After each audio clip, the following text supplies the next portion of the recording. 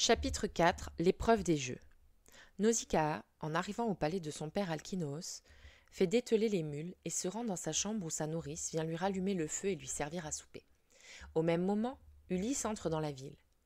Une petite fille vient à sa rencontre. C'est la déesse à l'œil étincelant qui s'approche sous l'apparence d'une enfant.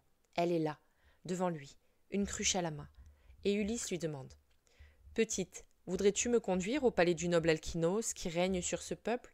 Je suis un étranger, j'arrive de très loin et je ne connais personne ici. » Athéna lui répond « Étranger, je vais te montrer la maison que tu cherches, mais suis-moi sans parler, ne regarde personne et ne demande rien, car ici, on supporte mal les étrangers, on ne fait pas bon accueil à qui nous vient d'ailleurs. Ils n'ont confiance qu'en leurs vaisseaux rapides qui sont capables de franchir le grand abîme. C'est Poséidon qui leur a donné ce pouvoir, et leurs navires sont plus vifs que l'aile ou la pensée. » Sur ces mots, Athéna le conduit au palais. Aucun Phéacien ne remarque sa présence. Ulysse est protégé par la brume qu'Athéna a répandue autour de lui. Devant les portes du palais, juste avant de s'en aller, la déesse lui prodigue ses derniers conseils. Il doit se rendre tout droit vers la maîtresse des lieux, Arrêtée, la femme d'Alkinoos. C'est elle qu'il faut convaincre s'il veut avoir l'espoir de retrouver les siens à Ithaque. Ulysse, au cœur patient, traverse la demeure, toujours caché par la brume dont Athéna l'enveloppe, se dirigeant vers Arrêtée et le seigneur Alkinoos. Il s'agenouille devant la reine. À cet instant précis, le nuage se défait puis disparaît. Dans le palais autour de lui, tout le monde reste muet de stupéfaction en le voyant. Ulysse commence alors sa supplique.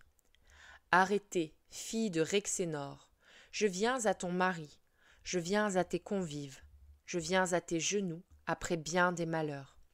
Je vous demande de m'aider sans tarder à rentrer dans ma patrie, car trop longtemps j'ai souffert loin des miens. » Là-dessus, il s'assoit dans les cendres près du feu. Alors Alkinoos prend la parole. « Voici ce que mon cœur me dicte. Demain dès l'aube, nous fêterons notre hôte, et nous offrirons de beaux sacrifices aux dieux.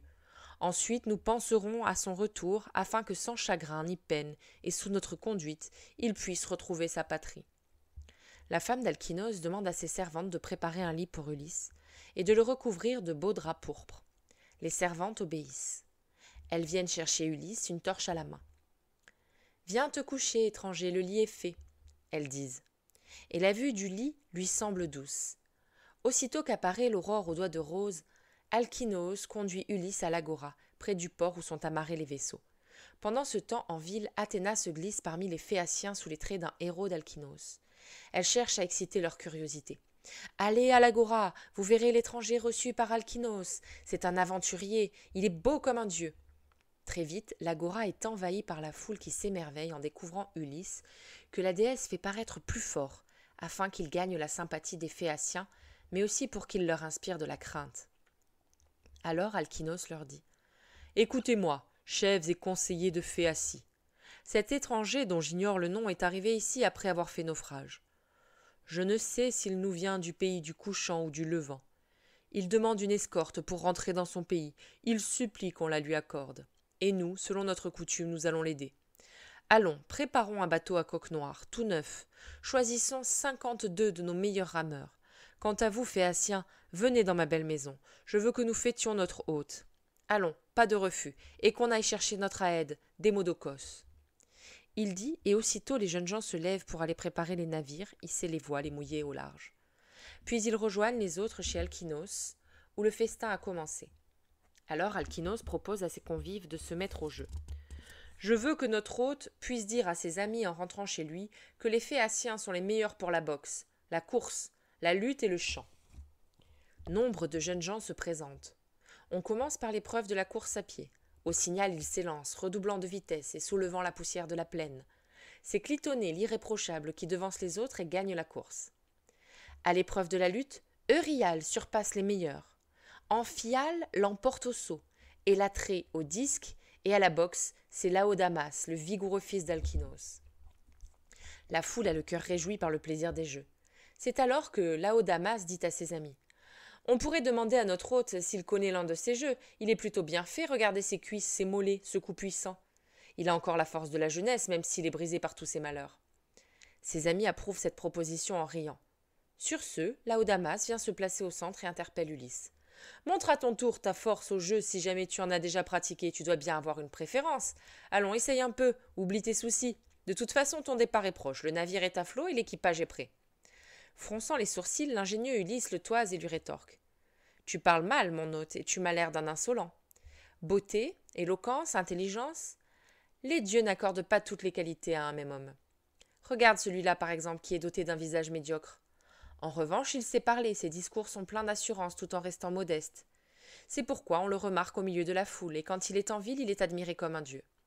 J'en connais d'autres qui ont un visage exceptionnel, mais rien de ce qu'ils disent n'a jamais eu aucune grâce. C'est ainsi que tu es, beau comme un dieu, mais ton esprit est creux, tu n'as rien dans la tête. Tu m'as levé le cœur par tes propos grossiers. Quand je pouvais compter sur mes bras et ma jeunesse, je crois avoir été parmi les meilleurs au jeu. Maintenant je suis accablé par le malheur, j'ai trop longtemps mené bataille contre les hommes et contre la mer. Et pourtant, je vais relever le défi car tes provocations m'ont exaspéré. Là-dessus, et sans quitter son manteau, il bondit, prend un disque plus grand, plus gros et de loin plus lourd que celui dont les Phéaciens s'étaient servis. Il tourne sur lui-même, le jette. Sa main est forte, puissante. Le disque siffle et passe au-dessus de la tête des Phéaciens, les obligeant à s'incliner jusqu'à terre. Le disque continue sa course et dépasse toutes les marques. Athéna, qui a pris l'apparence d'un homme de la foule, se précipite pour faire une nouvelle marque là où le disque est tombé. Elle s'écrie « Même un aveugle étranger arriverait à voir avec ses mains la trace laissée par ton disque, car elle est très éloignée des autres, elle est même loin devant. Sois rassuré pour cette épreuve, personne ne pourra t'égaler, encore moins te surpasser. » En entendant ces mots, Ulysse se réjouit d'avoir trouvé dans cette arène quelqu'un qui soit de son côté. Et c'est d'un cœur plus léger qu'il lance aux jeunes gens. Maintenant, si le cœur vous en dit, vous pouvez me défier aux autres jeux.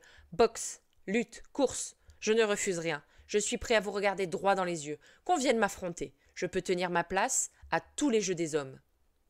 Tout le monde l'écoute en silence. Seul Alkinos prend la parole pour répondre. Étranger, tu as raison. Tu veux prouver ta valeur. Tu es en colère contre cet homme qui est venu t'insulter devant nous et mettre en doute ton courage comme aucun être de bon sens n'aurait osé le faire. Mais écoute-moi, et quand tu seras rentré chez toi, va dire à ceux qui viendront manger à ta table qui nous sommes et quelle est notre valeur. Allons, qu'on fasse venir nos meilleurs danseurs. Les danses émerveillent Ulysse. Les chants de la Haide Démodocos aussi. Il s'adresse à lui en ces termes. Démodocos, entre tous les mortels je te salue. Tu chantes avec un grand art le sort des Grecs. On dirait que tu y as assisté. Alors chante-nous l'histoire du cheval de Troie, celui qu'Ulysse a fait pénétrer par ruse dans la cité et qui était rempli de guerriers qui allaient piller Troie. Si tu chantes toute cette histoire dans le détail exact, j'irai dire partout qu'un Dieu te protège et te dicte ton chant. La Haide commence l'histoire au moment où les Grecs, après avoir brûlé leur tente, se sont embarqués sur leur flotte. Pendant ce temps, leurs chefs, autour du glorieux Ulysse, sont cachés dans le cheval que les Troyens eux-mêmes ont tiré sur l'acropole. Le cheval est debout. Assis autour de lui, les Troyens discutent à n'en plus finir sur la décision qu'il leur faut prendre. Les uns veulent l'éventrer avec leurs glaives, les autres le traîner plus loin et le jeter du haut des rochers. Ce sont ceux qui souhaitent en faire une offrande aux dieux pour les calmer, qui finissent par l'emporter. Leur destin était de périr du jour où ils ont emprisonné dans leur mur le grand cheval de bois.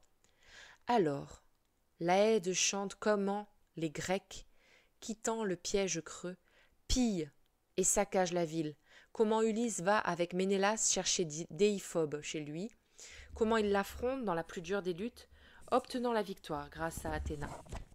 Mais tandis que chante la Haide, Ulysse s'attriste et de lourdes larmes coulent le long de ses joues. Il parvient à cacher ses larmes à toute l'assistance. Seul Alkinos s'en rend compte. Ils sont assis côte à côte, alors il dit « C'est assez, la Haide. Écoutez, conseillers et gouverneurs de Phéacie. Depuis que nous dînons et que la Haide s'est levée, notre hôte n'a pu retenir ni ses larmes ni ses soupirs. Un deuil sans doute accable son esprit. Alors arrêtons. C'est mieux ainsi. Mais toi, ne nous cache rien. Dis-nous ton nom, celui que te donnaient chez toi tes parents. Dis-nous quelles sont ta terre, ta cité, ton peuple et à quel endroit nos vaisseaux devront te conduire. Dis-nous maintenant pourquoi tu pleures quand tu entends chanter les malheurs des Grecs et de Troie. As-tu perdu à Troie un parent, un gendre, un beau-père ou un ami très cher qui t'était aussi précieux qu'un frère ?» L'ingénieux Ulysse alors lui répond « Puissant Alkinos, Honneur de tout ce peuple, tu veux savoir pourquoi je verse des pleurs? Par où commencer? Par où finir?